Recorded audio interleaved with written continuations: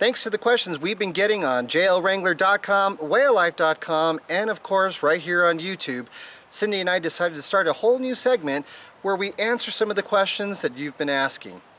One of the first questions we got was in regards to the tailgate and whether or not it could hold up a 35-inch tire for a spare. So what we've done is done some research, contacted a few of our friends over at Jeep, and here's what we found out.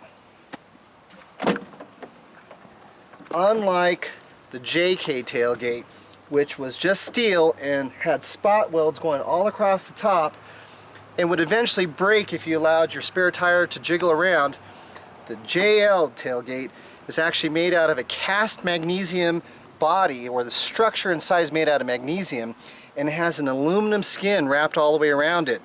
Not only is it made to hold a larger spare tire, and you can see here on the third brake light, it's adjustable and made to go up and down with a new spare tire that's maybe larger,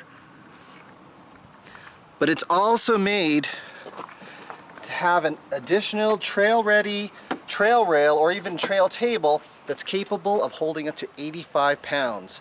So this tailgate is significantly stronger than what you see on a JK, and I think it's going to be up to the task. Here you can even see the magnesium structure, how it's about a 1/4 inch thick, much bigger and much beefier than what you would have seen on a JK. I've got a ruler here just so we can see it for comparison's sake. This thing measures approximately a 1/4 inch thick, maybe a hair under. For comparison's sake, we're going to go to our JK to show you what it's like. Here's Rubicon. Let's open up the back.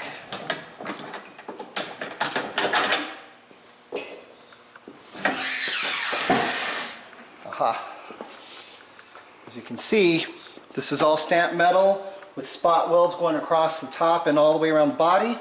And you can see here, even though it's got 2 layers to it, we're maybe talking about 1/8 of an inch thick for the main structure.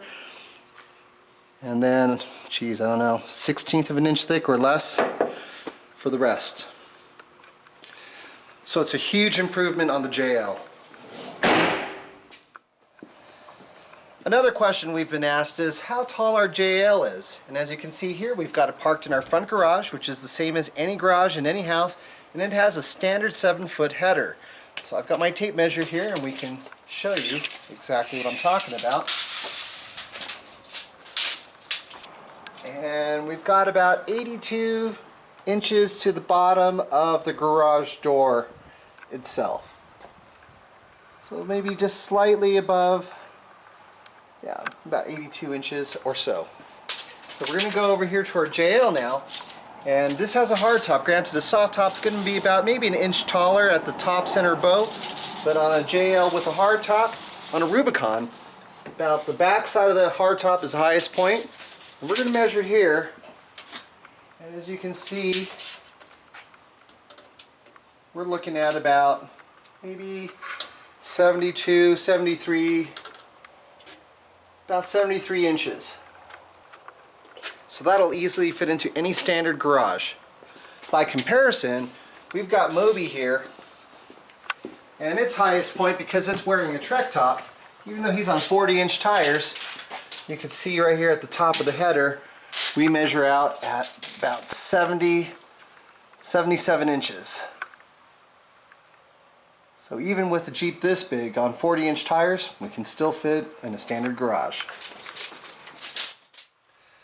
So we got a great question online in regards to what gear we might be in while we're climbing a hill or something to that effect, especially being that we've got an automatic. So fortunately, Jeep thought about this, and there is a way to figure this out. So in order to set this, what we need to do first is start the engine, let it cycle through. As you can see on the bottom of the display, we have PRND, just a standard setup. And if I shift it all the way to drive with my foot on the brake, you can see it just as D, nothing else.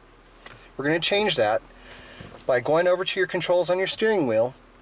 We're going to cycle up until we get to press OK to enter screen setup. I'll hit OK. Then we're going to cycle up until we get to current gear. Click OK. And as you can see, it's currently set to off. Let's switch that to on. Click OK. We can exit. Now, as you can see, I put my foot on the brake. I'll shift it to drive. Now it says D1, which means that we're in first gear. So as we drive, climbing up a mountain or otherwise, when it starts shifting gears, we'll see what gear we're in.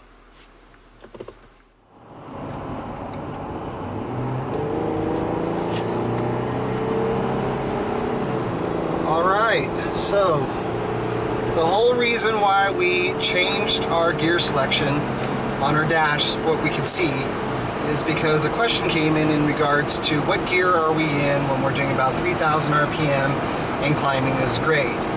So now that we can actually see what we're in, being that this is an automatic, we wouldn't be able to see that otherwise. I'm going to show you that right now I'm doing about 2,600 RPM at about 60 miles an hour, and I'm currently in 6th gear.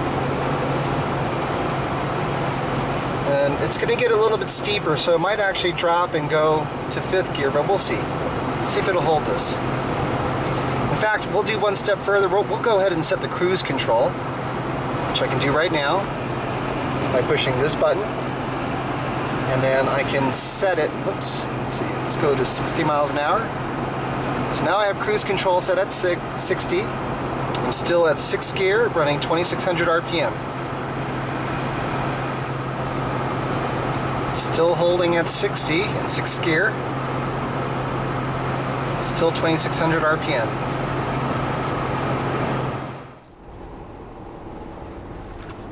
So the final question that we got was in regards to the auto stop start system, and the question was whether or not it could be disabled, and the answer is yes. The auto stop start system only works when the engine comes to full operating temperature, but you can disable it at any time. So what we're going to show you is how it works when you come to a stop. And you can see if I'm at a stop sign or something, the engine just cuts out. And then when you let your foot off the brake, the engine starts up again, and you can start driving along. So before I get to the next stop sign, or the hypothetical one, there's a button right here on the center stack that has kind of a circle around an A. You can push that and it says off. So the next time I come up to a stop sign, come to complete stop, the engine is still running. You can see the tach is still running at about 600 RPM. Engine hasn't cut out. You can see here, it's still illuminated, and you're good to go. It is an extra step, kind of a pain, but it can be turned off if you really hate it that much.